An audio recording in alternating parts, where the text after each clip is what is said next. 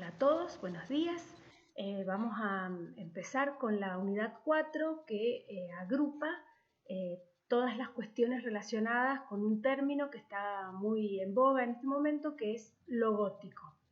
Acuérdense, reitero otra vez, que nosotros hemos organizado la historia del arte alrededor de grandes categorías que se manifiestan en distintos momentos de la historia. No la hemos organizado a partir de la línea de tiempo. Entonces, en este caso vamos a estudiar lo gótico, que en términos estrictos de la historia del arte es un estilo o un momento que se desarrolla alrededor del siglo XII, entre el siglo XII y el siglo XIV, que es cuando empieza el Renacimiento. Pero vamos a ver cómo se construye esta idea de lo gótico y cuál es la relación que tiene esta idea con nuestra cultura o especialmente con lo contemporáneo. Bueno, lo primero que vamos a saber es que a trabajar o a pensar un poquito es con qué está relacionada esta palabra. Esta idea de lo gótico viene de una idea de lo oscuro. A la Edad Media ustedes saben que se le llama el periodo oscuro o oscurantista, siempre en función del clasicismo como centro del pensamiento. Acuérdense que lo hemos conversado en las clases anteriores y que durante el periodo clasicista o el reinado, digamos, del periodo clasicista de la época del Renacimiento es cuando aparece la imprenta, se escriben los primeros libros de historia del arte, los primeros libros de estética. Entonces hay una relación muy fuerte con muchas de las definiciones que nosotros conocemos hoy, que fueron escritas o nombradas con algún criterio de orden peyorativo o descalificador en función de esta idea de lo clásico como una verdad absoluta, central, eterna, atemporal, etc. Entonces, la idea de lo gótico, que son 12, 13 siglos, asociada a esta idea de lo oscuro, tiene que ver con esta mirada clasicista. Abarca la Edad Media, que es donde nosotros, el periodo gótico es el final de la Edad Media, pero esta Edad Media es todo un proceso histórico que va desde los primeros cristianos, desde el siglo III aproximadamente, cuando inicia el arte cristiano, hasta el siglo XIV, que aparece nuevamente el Renacimiento. Nosotros vamos a mirar un poco eso y vamos a mirar cómo tiene una presencia muy fuerte lo gótico en lo contemporáneo. Bueno, ¿qué entendemos por gótico, no? Entonces, acá yo les estaba explicando eso, se refiere al periodo que va desde el siglo XII al siglo XIV en la Europa medieval, y es el final, digamos, de todo el proceso de la Edad Media. Es el momento de culminación del proceso de la Edad Media, y la palabra se acuñó, se usaba para referirse a un lugar específico, que es la arquitectura del centro de Francia, pero vemos manifestaciones de carácter gótico en distintos lugares de Europa. Gótico viene de godos, que es un pueblo de origen germánico, también nombrados durante mucho tiempo como los bárbaros. Se los llamaba bárbaros, de ahí viene la palabra barbarie, y tiene que ver con que no eran pueblos educados en la cultura clásica, sino que eran pueblos con otras tradiciones. Bueno,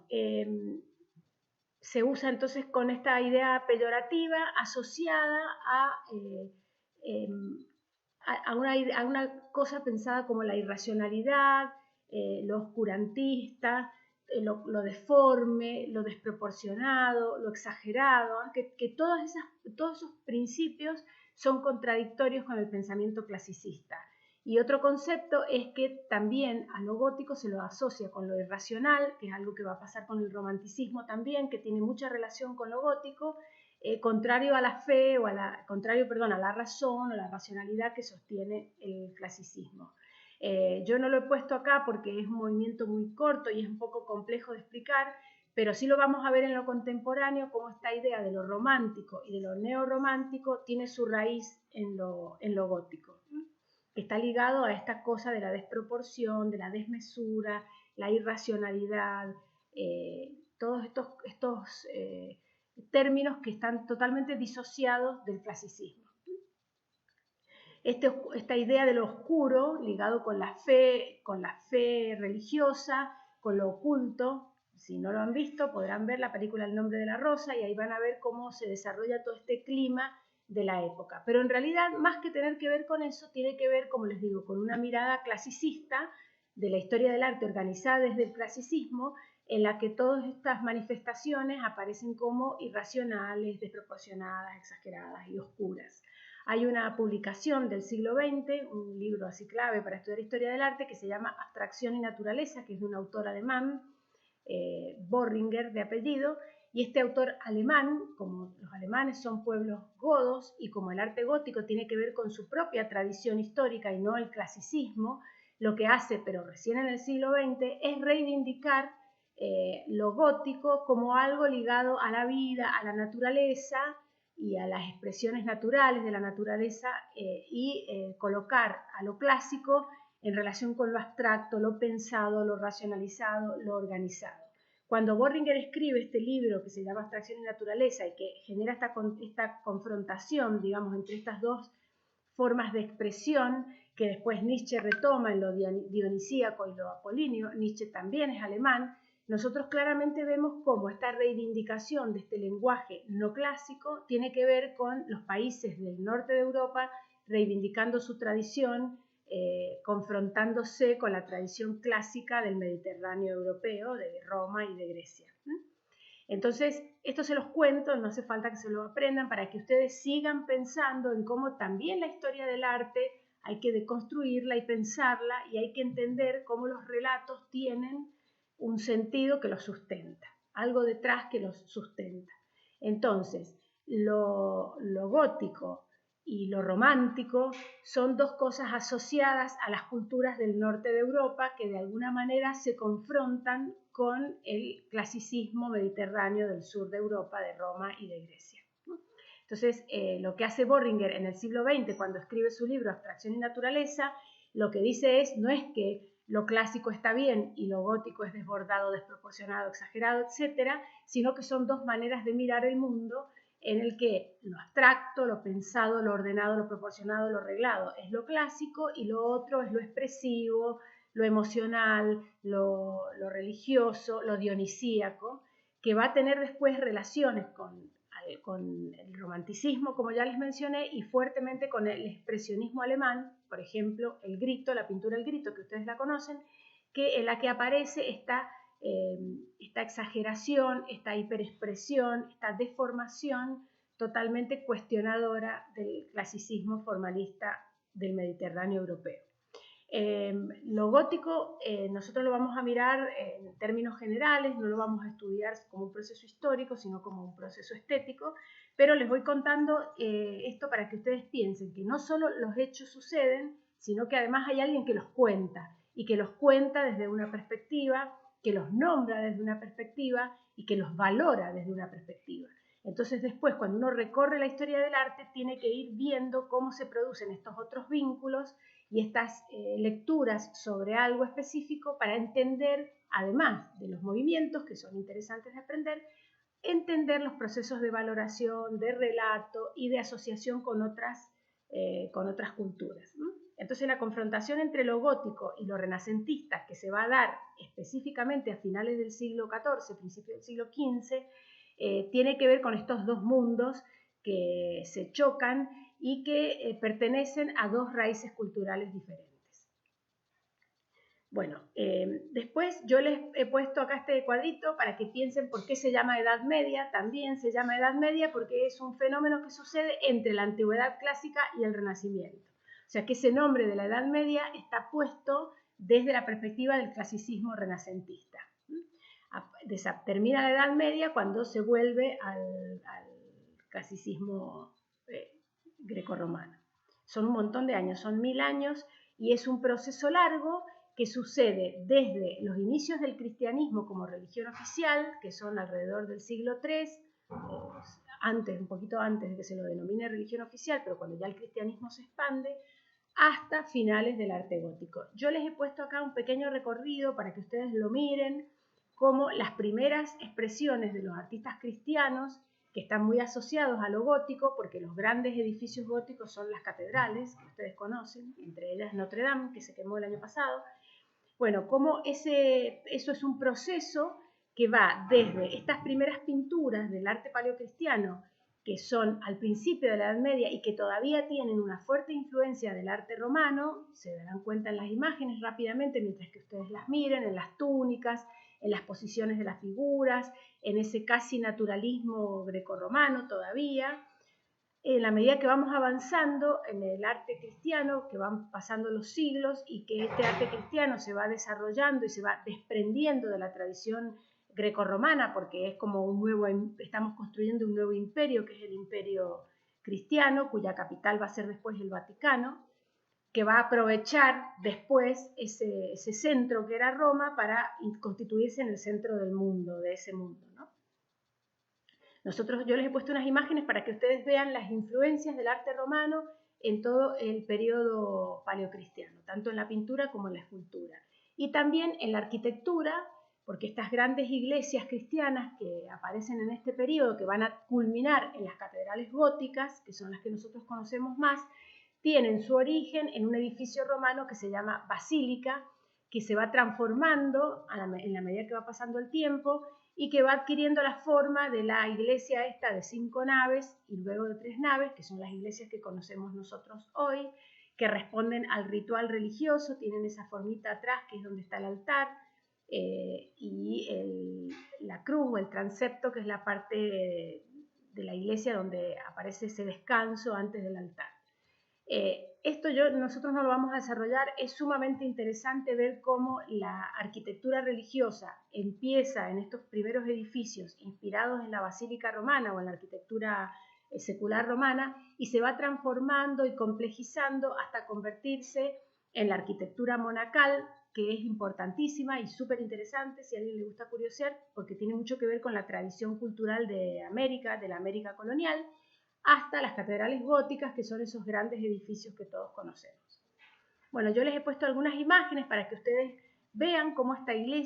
primeras iglesias todavía tienen el aspecto de un edificio clasicista. Acuérdense que nosotros hablamos de lo clásico y de lo clasicista. Lo clasicista es aquello en lo que se ve la influencia de lo clásico en algunos elementos, pero no se respetan ni las proporciones ni las normas del arte clásico. Acá ya estamos viendo un periodo clasicista en el sentido que todavía hay restos. En la iglesia esta, por ejemplo, de San Pablo Extramuros, vemos columnas corintias, pero ya aparecen elementos propios después del arte gótico como el arco ojival o el arco con la puntita esa. Entre medio, después del paleocristiano, aparece el periodo bizantino, que es un periodo también ecléctico en el que se le va a sumar a este origen de la cultura paleocristiana esta mezcla con lo romano, se le van a ir sumando características del arte de Oriente. Ustedes saben que en el siglo V cae el Imperio Romano de Occidente en manos de los pueblos nórdicos. Entonces Constantino traslada la capital al Imperio Romano de Oriente y funda Constantinopla, que hoy es Estambul. En ese lugar el Imperio Romano se instala y van a empezar a aparecer rasgos típicos de la arquitectura oriental, como por ejemplo las cúpulas y la sumatoria de cúpulas, que se van a ir incorporando a esta arquitectura que cada vez se va a volver menos clásica, menos programática, menos simple y menos racional. Se va volviendo, además de irracional y todo esto que estamos hablando, se va volviendo ecléctica y compleja porque hay como muchas culturas que se van a ir entremezclando, fenómeno que no es típico para nada del clasicismo. Yo les he puesto algunas imágenes de las iglesias bizantinas para que ustedes vean que ya no tenemos ningún rasgo clasicista en el aspecto de estas iglesias, que son una sumatoria de volúmenes bastante complicados, donde no podemos entender bien cómo es el edificio. Piensen en un edificio griego típico que tiene las columnas y el frontón triangular en el frente. Nosotros rápidamente identificamos el frente del edificio, las proporciones siempre más anchas que altas, la proporción áurica. Acá empieza a desaparecer todo eso, el edificio se vuelve complejo, irracional, y después tienen todo este trabajo interior que busca generar también un clima de celestialidad, de irracionalidad, de desmaterialidad, totalmente diferente a los edificios clasicistas. Si bien tenemos todavía algunos elementos que van a permanecer, como las columnas, porque todavía no han sido reemplazadas por otras columnas, pero van a estar acá integradas a rasgos estilísticos que no les son propios. Entonces, esta idea de lo irracional, de lo celestial, de lo religioso, se va instalando de manera progresiva hasta llegar a lo que nos ocupa a nosotros en esta clase, que es lo gótico. Les he puesto también el periodo románico, porque es interesante mirarlo, tiene mucha influencia en el cine, en los videojuegos, en las imágenes contemporáneas. Hay una gran fuente de inspiración, por ejemplo, Juego de Tronos o Harry Potter. Hay una gran fuente de inspiración en este eclecticismo medieval, sumado al cocoliche ecléctico contemporáneo, que hace que todavía se vea más irracional todo esto. Yo acá les puse ejemplos que van del siglo V hasta el siglo X, de estos edificios que ustedes van a reconocer rápidamente en estas nuevas expresiones, como los videojuegos o las series estas de medievalistas. Sobre el arte románico, que es del siglo XI, que es previo al arte gótico, ya deja claramente ver la influencia de la cultura nórdica, de los castillos medievales del norte de Europa, de los vikingos, de toda esa otra imaginería que nada tiene que ver con el clasicismo mediterráneo grecorromano. Yo les he puesto unas imágenes de estos castillitos famosos, que son los castillitos que usaba Disney en sus películas y que son los castillos que vemos en estas nuevas series y expresiones contemporáneas del cine y del videojuego, que son estos castillos medievales donde claramente vemos la influencia de las culturas del norte de Europa. Esto es todo completamente anticlásico en todos los sentidos. Entonces, por eso está establecido en la historia del arte como el periodo oscuro o este periodo medieval que sucede como erróneamente entre una historia que era el arte clásico romano y otra nueva historia que es el Renacimiento italiano. Bueno, les he puesto varias imágenes de estos castillitos que seguramente todos los conocen, que son reales, ustedes los han visto en los dibujitos animados, los han visto en las películas, y son lugares reales, son castillos reales que tienen una enorme presencia en los países del norte de Europa, donde la cultura medieval fue más fuerte porque era justamente la cultura nórdica disputándose poder con las culturas del Mediterráneo. Les he puesto algunas iglesias también de este periodo románico, donde allá aparece un poco algunos aspectos que vamos a ver desarrollados en la arquitectura gótica, como las torres y estas fachadas decoradas, llenas de esculturas y de arcos y de elementos decorativos, ¿no? Pero vamos a pasar rápidamente a ver las imágenes del arte gótico, que son las más conocidas, que son las que me interesa que le presten especial atención. El arte gótico tiene su fuerte en la arquitectura. Aparece una forma de construir totalmente diferente a la que usaban los arquitectos clasicistas, que son estas columnas llenas de nervaduras y que son estos nervios que tienen los arcos del techo, del arco ojival nervado, se llama arco nervado, y esos nervios hacen que todo el peso del edificio esté apoyado en esas nervaduras y en un sistema externo que se llaman contrafuertes, que si ustedes los han visto son como unos arcos que sostienen el edificio desde afuera. Esta idea de de sostener el edificio con los contrafuertes desde afuera y de que todo el peso de la arquitectura descanse en esas nervaduras, permite hacer algo muy interesante en la arquitectura gótica, que es hacer desaparecer las paredes y reemplazarlas por ventanas vidriadas llenas de estos vitrales de colores que todos conocemos. Esta solución arquitectónica, esta construcción y esta solución arquitectónica produce estos edificios maravillosos, que son los edificios de la arquitectura gótica europea, que en general son las catedrales, que son estos grandes edificios que tienen un enorme protagonismo en las ciudades europeas, casi no en las italianas, excepto la Catedral de Milán, que es la única catedral marcadamente gótica justamente en el norte de Italia. pero sí fuertemente en Francia, en Alemania y en Inglaterra, donde la presencia del arte gótico es protagónica y va a tener además una duración en el tiempo hasta entrado el siglo XVII, cuando ya el Renacimiento está en Italia y ya se está expandiendo por el mundo. La persistencia de lo gótico en el norte de Europa va a seguir casi hasta el siglo XVII. Esto se los cuento no para que se confundan, sino para que ustedes vayan entendiendo cómo los relatos nos han trazado una línea de tiempo que no se corresponde con todos los fenómenos, sino que se corresponde estrictamente con esa línea de tiempo escrita y producida desde el clasicismo. Bueno, una de las características entonces más importantes de la arquitectura gótica es el dominio de la línea vertical sobre la horizontal, totalmente contrario a lo clásico, y después este edificio abarrotado de elementos en el que se combinan elementos decorativos con elementos constructivos que están todos por afuera del edificio sosteniendo ese edificio para generar este contraste que cuando uno ingresa se encuentra con todo ese vidrierío de color que hace que se produzca una relación entre el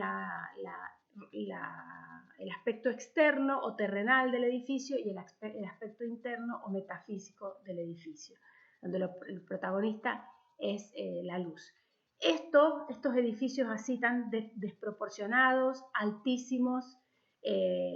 llenos de decoración, son completamente contrarios al pensamiento racionalista clásico del sur de Europa. Entonces va a haber una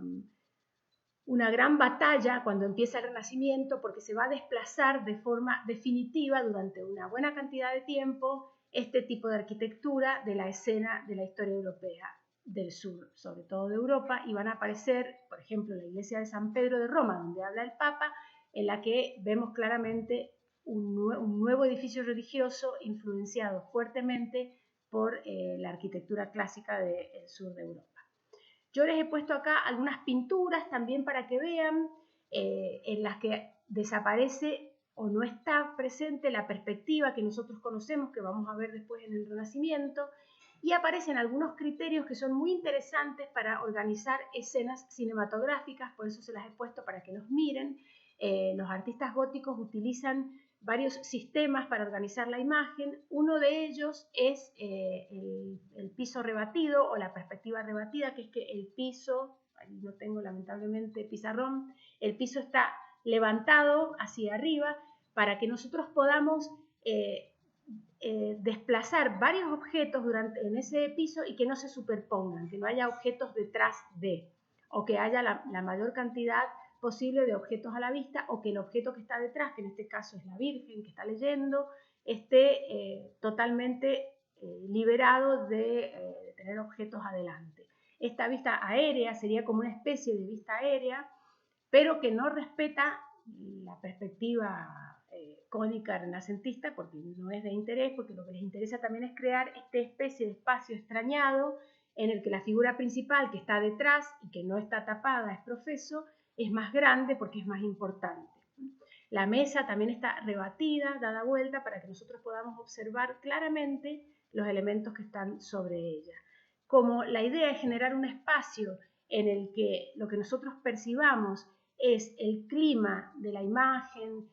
la jerarquía de los personajes que están adentro, la relación, la función simbólica de la escena, entonces la perspectiva realista, renacentista, nos sirve acá, no nos interesa, organizamos la imagen de otra manera. Me parecía que estaba interesante para que ustedes lo miraran, para pensar en cómo podemos disponer una imagen que no sea estrictamente realista en el cine y que nos permita organizar la información que queremos transmitir de manera jerarquizada, sin que caigamos en recursos comunes, y que podamos utilizar otros elementos para resolver eso, como puede ser también el vestuario, el color. Bueno, acá les he puesto también otras imágenes de pintura gótica para que ustedes miren cómo eran las características de estos espacios que yo les digo. Bueno, vamos a dejar esta clase acá porque voy a separar la parte contemporánea para que la veamos un poquito con atención, porque lo gótico reaparece en el arte contemporáneo después del libro este de Böhringer que yo les cuento, de Abstracción y Naturaleza, de la reivindicación que hace el romanticismo en el siglo XIX, que va a enraizar también en el expresionismo alemán, que tiene muchas influencias en el cine, como por ejemplo en la película El gabinete del doctor Caligari, que seguramente la van a ver en algún momento, y si no la curiosean. Este expresionismo alemán tiene su origen en este pensamiento gótico, que tiene su origen en las tradiciones de los pueblos del norte de Europa, y quedó descalificado en la historia del arte por esta confrontación que se produce con el clasicismo renacentista, quien es que empieza a escribir los libros de historia del arte. Pero también me parece importante comentarles acá, aunque lo vamos a volver a ver después en tercer año en estética, que cuando se produce la colonización y la evangelización de América, como ustedes saben, esa evangelización parte de España, no parte de Italia, y hay toda una parte del territorio español que está muy marcado por el arte nórdico europeo. Entonces vamos a encontrar nosotros en los rastros que tengamos acá de la arquitectura colonial algunos registros de lo gótico y otros registros de lo árabe que vienen después con la invasión árabe de la Europa del Sur. Entonces, cuando nosotros estudiamos el arte colonial y las catedrales, la Catedral de México, la Catedral de Lima, vamos a ver este entrecruzamiento entre los rastros que todavía estaban presentes en España del arte gótico, más las influencias de algunos monjes del norte de Europa que traían esas características, mezclado con algo de lo árabe. Entonces edificios como el edificio de la Secretaría de Cultura de Mendoza, que eso se llama churrigueresco, tienen un poco de todo eso. Es difícil de construir la arquitectura colonial americana si no entendemos que si bien es el periodo renacentista y es el clasicismo lo que se expande por el mundo, se expande un clasicismo muy ecléctico y muy mezclado todavía con estos restos de gótico que tenemos en España, donde si alguno visita España va a encontrar que la presencia más fuerte de la arquitectura histórica es medievalista, es así nórdica, hay mucho castillito, mucha construcción de esas características. Hay muchas ciudades medievales todavía, cosa que no pasa si uno va a Italia o a Grecia. Bueno, acá vamos a cerrar esta clase, vamos a hacer otra clase más sobre lo gótico para mirar lo contemporáneo y nos van quedando ya poquitos temas para terminar el año. Listo, hasta luego.